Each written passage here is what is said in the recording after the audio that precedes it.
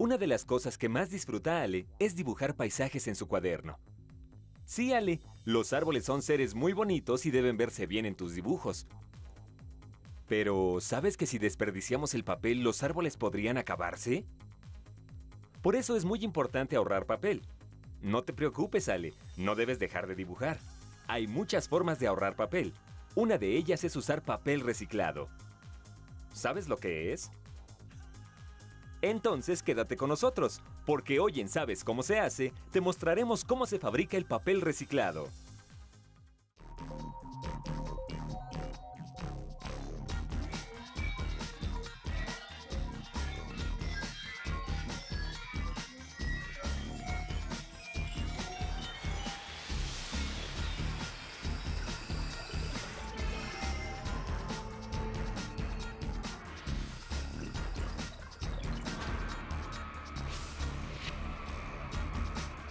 Hoy en Sabes cómo se hace.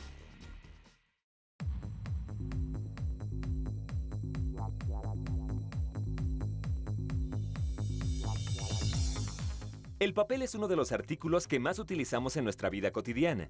Nos sirve para anotar ideas, para adquirir conocimientos, para soñar, para divertirnos. También se usa para mantener frescos algunos alimentos como la leche, los jugos. En fin, el papel se usa para una cantidad innumerable de cosas. Pero este valioso material debe salir de algún lado, de los árboles.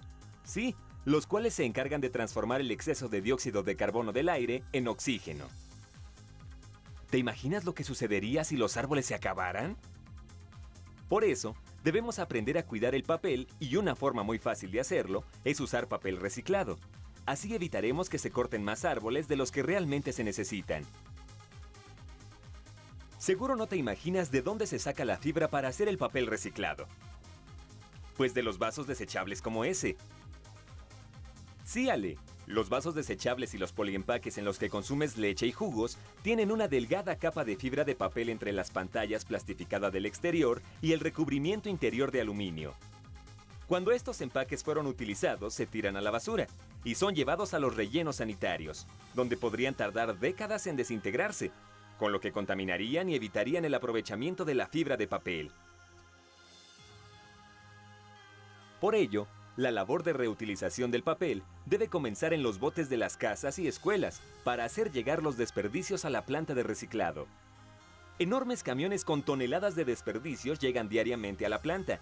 Estos se recolectan en basureros y pepenas, pero tú también puedes ayudar, pues constantemente se hacen campañas de recolección de desechos de papel para reciclarlos en escuelas y colegios. También puedes separar la basura en desechos orgánicos e inorgánicos para facilitar el proceso de reciclado.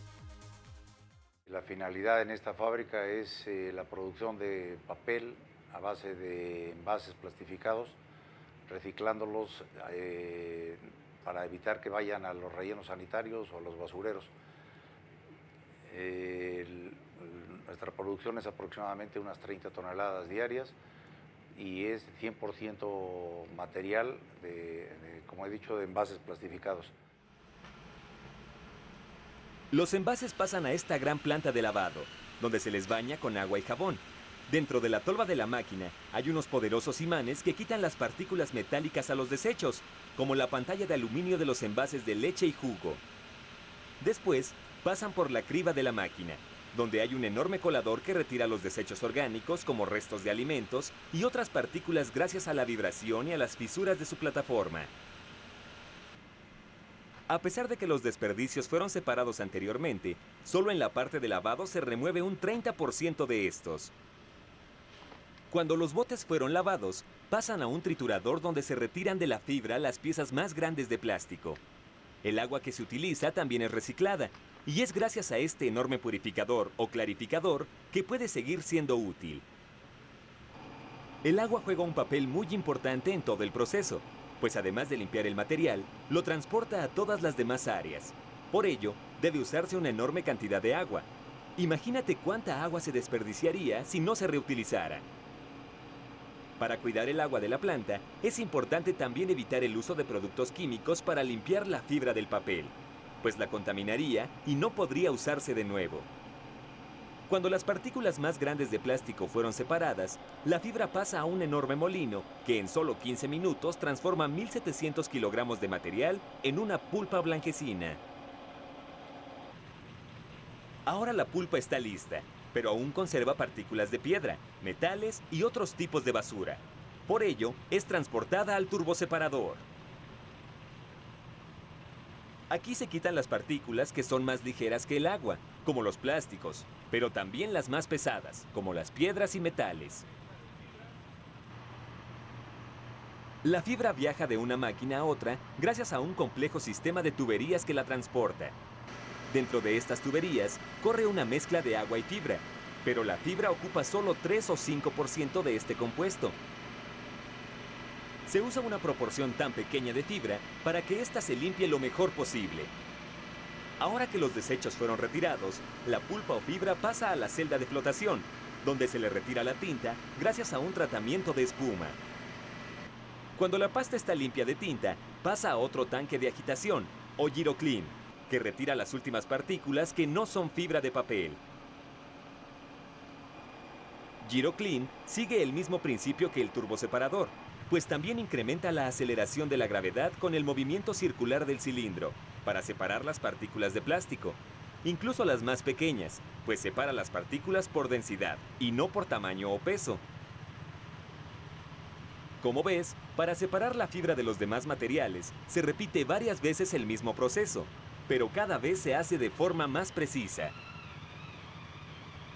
Cuando el cilindro gira, el agua sigue un movimiento constante y expulsa los elementos más pesados o más ligeros que ella. Ahora la fibra está lista y debe pasar al área de fabricación del papel. A pesar de que la fibra está limpia, se le hace una última limpieza centrífuga para asegurar que no se filtre ni una sola partícula extraña al papel. Sí, Ale, sé que sería muy difícil dibujar bonitos paisajes sobre esta pasta húmeda y escurridiza, pero recuerda que hasta ahora solo hemos visto cómo se limpia la fibra de papel para poder reutilizarla. Ahora veamos cómo se fabrica el papel. La pasta debe pasar a esta enorme máquina, donde se seca y comprime para formar el papel como lo conocemos. La mezcla de agua y fibra se deja caer sobre una tela plástica. El agua pasa a través de ella y cae a la criba por donde será transportada a la purificadora para poder utilizarla de nuevo. Esta tela funciona como un colador que quita gran parte del agua a la fibra, pero tan solo por la humedad que mantiene, la fibra posee aún un 70% de agua. Mientras la pasta es transportada, por la tela escurre otra cantidad de agua. Por esto, cuando llega al primer rodillo, posee agua y fibra casi en la misma proporción.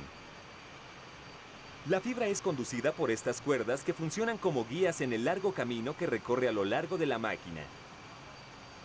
Mientras la pasta es comprimida entre los rodillos, se le aplica vapor con temperatura de 150 grados centígrados para secarla con mayor velocidad. Pero antes de que el papel esté totalmente seco, se le aplican anilinas para darle color. Esto se hace en la prensa de colado, donde también se le termina de quitar la humedad. Cuando ya está totalmente seco, pasa por estos rodillos que lo satinan, es decir, lo hacen más liso gracias a la gran presión con que lo comprimen. Al salir de la máquina, el papel se va enrollando en enormes bobinas. Cada una pesa alrededor de 1 tonelada y mide 90 centímetros de diámetro por 2 de largo. Pero es posible ajustarlo a la medida deseada gracias a 2 cuchillas colocadas a los costados de los rodillos que satinan el papel. Ahora sí, el papel está terminado. Posee la textura que conocemos y ya es posible escribir o dibujar sobre él.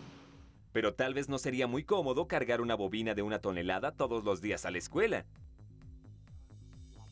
Pero no te vayas, pues regresaremos después de un corte para ver cómo es que el papel adquiere la forma en que lo conocemos.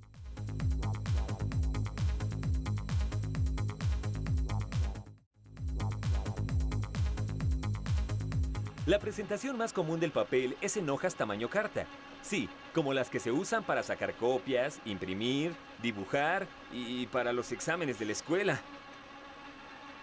Para cortar estas hojas, se usa una máquina llamada carteadora. La carteadora toma 5 bobinas al mismo tiempo. Alrededor de 25 kilómetros de papel. Digamos más de 60 vueltas a una pista de atletismo. Primero, la carteadora hace un corte transversal al papel y lo transporta a la cortadora longitudinal, donde se le da la forma de hoja. Las hojas cortadas caen en estos paquetes y cada vez que el sensor de la máquina cuenta 500 hojas, cambia la posición de la banda transportadora para llenar nuevos paquetes. Pero el papel reciclado no se corta solo en tamaño carta. Por eso las máquinas pueden ajustarse para cortar casi cualquier tamaño. Y en caso de que se necesiten cortes más específicos, se usa la guillotina. En esta máquina se pueden formar pliegos de papel con medidas muy particulares, según lo que se necesite, y cuando están listos, se empacan y pasan a la bodega de producto terminado. Aquí, el papel espera a ser transportado a las tiendas, donde podrá llegar a tus manos, quién sabe si por segunda, tercera o cuarta ocasión. Imagínate, Ale, podrías hacer tu próximo dibujo sobre la fibra del empaque de leche que tomaste la semana pasada. No hay una cantidad máxima para la reutilización del papel. Incluso el papel reciclado puede reutilizarse. Cuando el papel se recicla, las fibras se separan, se limpian y vuelven a comprimirse. Cada vez que un papel se reutiliza, sus fibras se hacen un poco más cortas, lo que hace que tengan más merma, es decir, que una mayor cantidad de fibra se quede adherida a los desperdicios de plástico y aluminio. La importancia de reciclar es que siempre hay una colaboración en convertir un material que ya era un desecho para todos nosotros en un material nuevamente útil como es papel para copiadoras, cuadernos, libros, etc. Totalmente usable.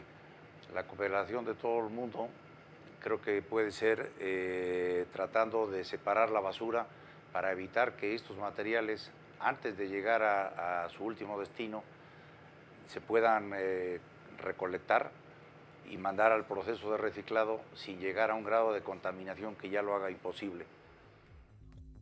Recuerda que utilizar papel reciclado es una forma muy sencilla de evitar que se corten más árboles de los necesarios, con lo que ayudamos a la conservación del medio ambiente, a tener una mejor calidad de vida y a conservar la belleza de nuestro mundo. Muy bien, Ale, ese es un buen comienzo. Es importante separar la basura de tu casa y escuela para facilitar el reciclado del papel.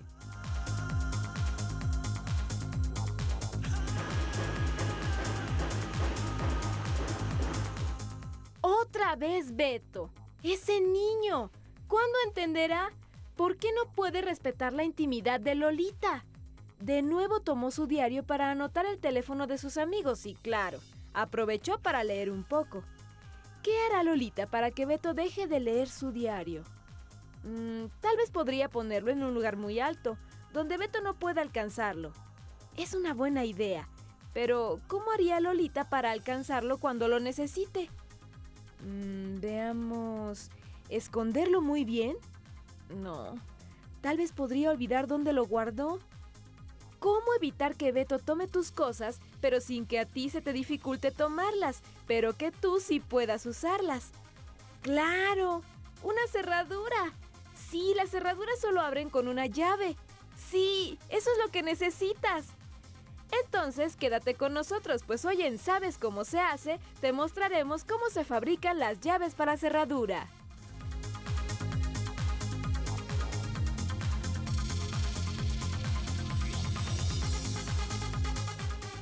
Las llaves nos permiten resguardar objetos importantes o delicados, cosas que queremos reservar para nosotros mismos.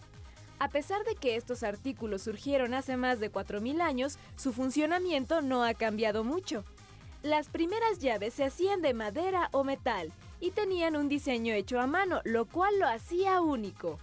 La forma de la llave embonaba en un candado o cerradura específica, es decir, hacían exactamente lo mismo que las llaves actuales.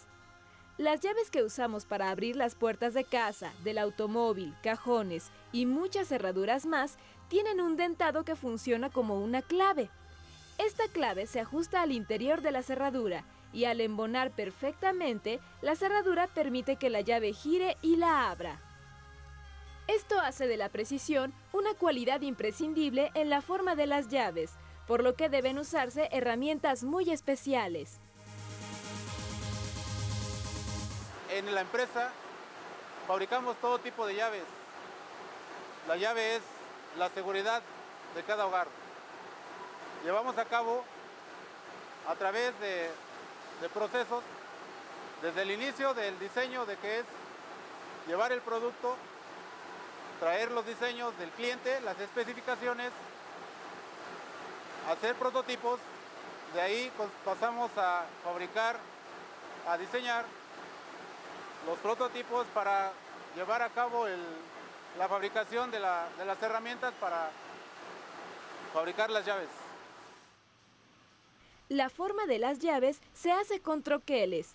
Estas herramientas son pesadas placas de acero que funcionan como moldes para cortar la llave.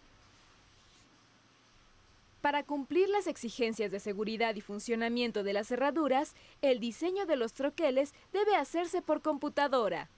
Una vez terminado el diseño del troquel, el proceso se parte en dos. El maquinado de la matriz del troquel se hace en esta electroerosionadora, que corta la placa de acero. La matriz es la cara del troquel y, como puedes ver, sirve como molde para el cuerpo de la llave. El corte debe ser muy preciso, por ello se usa alambre de latón muy delgado que va cortando el acero a través de choques eléctricos. Para facilitar el corte, se aplica agua mineralizada, pues conduce la electricidad con mayor eficiencia. Cuando la matriz ya está cortada, pasa a esta troqueladora para que se perforen los barrenados o fisuras que permitirán su ensamble. Este proceso también es diseñado por computadora, pues del barrenado o perforación del troquel depende su buen acomodo en la máquina. Cuando la forma del troquel está terminada, debe meterse en este horno, donde se le aplicará una temperatura de 58 grados centígrados durante 20 minutos. Este tipo de acero se conoce como templado, pues anteriormente se le dio un tratamiento a grandes temperaturas para aumentar su dureza y resistencia. En este pequeño horno se hace un templado a pequeña escala para mantener intactas las características del acero. Al salir del horno, el troquel está listo, pero a pesar de su apariencia uniforme, debe pasar a esta mesa de control de calidad, donde los trabajadores revisan que no tenga imperfecciones. En caso de que se encuentre un error, por pequeño que sea, deben corregirlo. En ocasiones, la superficie del acero tiene una pequeña irregularidad, casi imperceptible, pero podría afectar seriamente la calidad de la llave. Estas irregularidades se corrigen afilando la superficie del troquel en una esmeriladora. El operador debe ser muy cuidadoso para no modificar la figura o las aristas del troquel, pues de ellas depende la forma de la llave y sabemos lo importante que es la exactitud en la fabricación de las llaves. El troquel ya está listo y puede empezar a dar forma a las llaves, pero aún falta la pieza que imprime la textura de la cabeza de la llave. Quédate con nosotros para saber cómo se asigna el cifrado a la llave y qué importancia tiene.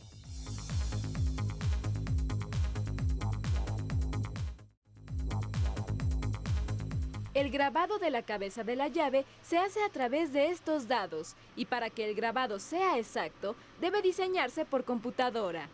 Este modelo tridimensional se transporta a la electroerosionadora, donde se maquinan los dados para darles la textura que deben imprimir en la cabeza de las llaves. Los procesos que se desarrollan en esta área deben llevarse a cabo con una gran precisión, pues de ellos depende la calidad del producto.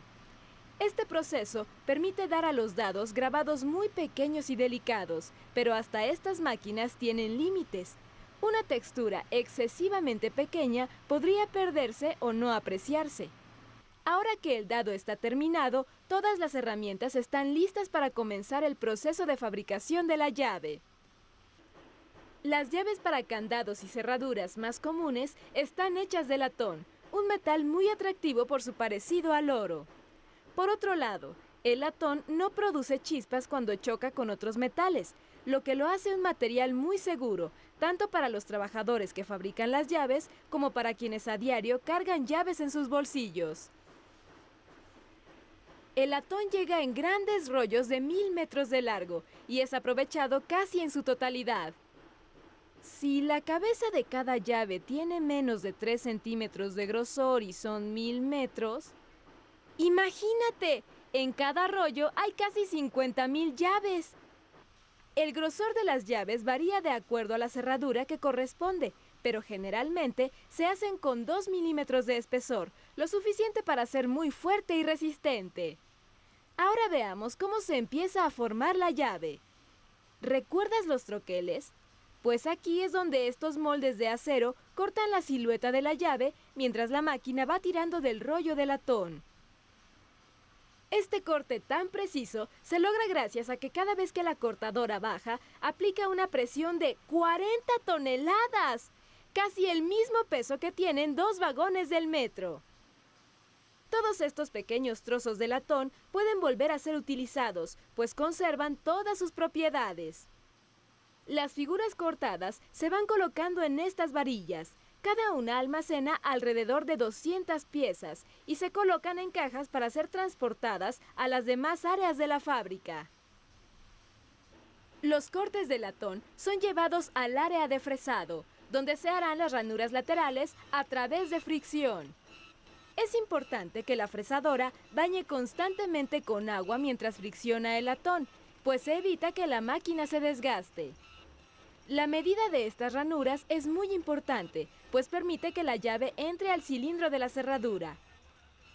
Si las ranuras no fueran exactas, la llave no podría entrar al cerrojo y no serviría que su dentado fuera el adecuado. Para estar seguros de que el fresado fue exitoso, se toma una llave de cada lote y se miden todas las ranuras con un micrómetro de 3 estaciones. Aquí se miden el grosor, la profundidad de las hendiduras y el área de la llave. Cada ranura específica tiene un margen de variación, es decir, una medida máxima y una mínima tolerables, pero el margen es de entre 5 y 10 centésimas de milímetro. Bueno, tal vez eso no sea mucha tolerancia. Una vez que la llave fue fresada, pasa a ser estampada. El estampado se hace con los dados maquinados a los que se les grabó una textura. Para eso se usan los troqueles, donde es colocado el dado. Cuando esta máquina aplasta el latón, le aplica una presión de 200 toneladas, como si fuera aplastado por un avión mediano. Esta enorme presión hace que la textura del dado se grabe en el latón con gran nitidez. Luego de ser estampada, las llaves pasan a un gran tanque que contiene agua, aceite y satélite. Se le llama satélite a estos pequeños balines de acero. La vibración del tanque hace que la llave se frote contra el satélite, con lo que se remueven todas las pequeñas rebabas que puedan quedar después del corte, el fresado y el estampado. La misma vibración del contenedor transporta a las llaves hacia el tanque de secado, donde se le aplica una solución de maíz, con lo que se le da un brillo muy peculiar al latón. Gracias a su gran capacidad, esta máquina puede pulir y secar un lote de 10,000 a 20,000 llaves en solo 30 minutos, dependiendo del tamaño de la llave, por supuesto. Ahora la llave está estampada y pulida, pero falta un importante detalle: el cifrado. El cifrado es la parte más importante de la llave, pues en él se le da la clave que permitirá abrir una cerradura en específico. En esta máquina le hacemos el cifrado a la llave, que es las combinaciones de estas mismas. Ya sea puede ser de 2 llaves o 3 llaves el juego, según el requerimiento que nos pida el cliente. ¿Sí? En nuestros historiales apuntamos para asegurar la calidad de nuestro producto, el dimensional de nuestras distancias y el dimensional de nuestras alturas de la llave, para así asegurar la calidad de nuestro producto. Una llave no puede considerarse llave hasta que no tiene su propio dentado, pues gracias a él podrá cumplir su función, abrir una cerradura. Con la máquina de cifrado se corta la hoja de la llave para darle un dentado específico, y es muy importante que ningún cifrado se repita. Por ello, es necesario programar cuidadosamente la máquina a través de una computadora para que cada corte sea distinto al anterior. Dependiendo de su tamaño, una llave puede tener entre 1 y 5 distintas combinaciones de dentados, cada una con un número específico de dígitos. El supervisor se encarga de revisar la programación computarizada para comprobar que ninguna combinación se repita. Estas claves numéricas son traspasadas al latón gracias a las cuchillas de la máquina que las interpreta como movimientos. En caso de ser necesario, cada llave se estampa con una clave numérica que la diferencie de las demás. Por último, las llaves se unen en pares idénticos con el tradicional aro metálico. Ahora solo falta colocar las llaves en empaques de 8 a 15 kilogramos para enviarlas a los fabricantes de cerraduras, quienes ajustarán el cilindro de las cerraduras al dentado de la llave. Hay muchos tipos de llaves, de distintos tamaños, materiales y colores, adecuados casi a todos los gustos. Ya no solo representan la seguridad de nuestras pertenencias o nuestra privacidad, pues se han convertido en un accesorio más de nuestra personalidad, igual que un arete, un collar o unas gafas. Entonces, no solo sabes cómo evitar que tu hermano menor lea tu diario Lolita, sino que puedes escoger la presentación de llaves que más se ajuste a tu personalidad. Recuerda que aunque las llaves y cerraduras son muy útiles para resguardar algunos objetos personales, es muy importante aprender a respetar y compartir con los demás. Así que también recuerda acompañarnos la próxima semana aquí en tu programa ¿Sabes cómo se hace?, en donde aprenderás cómo se fabrica algún artículo de la vida cotidiana.